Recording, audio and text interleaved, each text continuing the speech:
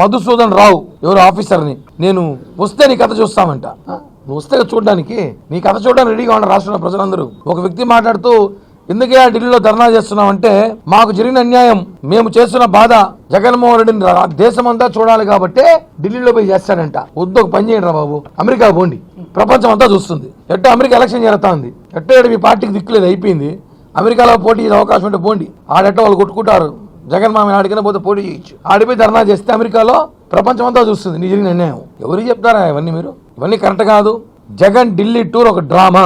ఆయన కేవలం కూటమి ప్రభుత్వం పైన బురద చల్లడానికి వెళుతున్నాడు తప్ప ఆయన పార్టీ కార్యకర్తల కోసమో పార్టీ నాయకుల కోసం ఢిల్లీ పోవట్లేదు. అదే ఇంకా వైసీపీ వాళ్ళు భ్రమలో ఉన్నారు, ఇంకా మర్చిపోవాలి వాళ్ళు. ఇంకా అదే ఫీల్డ్ లో ఆయన ఇంకా ముఖ్యమంత్రి కళ్ళలో ఉన్నాడు. ఆయన ఎలక్షన్ అని కళ్ళ అనుకుంటాడు. ఈ ఎలక్షన్లు ఈ 163 సీట్లు 160 సీట్లు అని కళ్ళలో ఉన్నాడేమో. లేకపోతే అసెంబ్లీ తిరిగిపోయేసి మధుసూదన్ రావు నీ కథ చూస్తానంటే ఏందా చూసేందుకు? ప్రజలు చూస్తున్నారు లైవ్లో ఛానల్లో. అధికారంలో ఉండి బెదిరిస్తావు, అధికారం లేకపోయినా బెదిరిస్తావు, కళ్ళలో బెదిరిస్తాడంట. దాడులు చేస్తున్నారు అన్న, అదే అర్థం కాలేదు. దాడులు ఎక్కడ చేస్తున్నారు? మీరు చేసిన దానికదే మీరు చేసింది ఉదాహరణకి ఉన్నాయి. ఇక్కడ 200 పేజీలు ఉన్నాయి, మన పేర్లు చాలా ఉన్నాయి ఇక్కడ లిస్ట్ కూడా. ఎవరెవరిని చంపినారు పొలం మేము చేయట్లేదే, మేము చేస్తున్నాం చెప్పట్లేదు.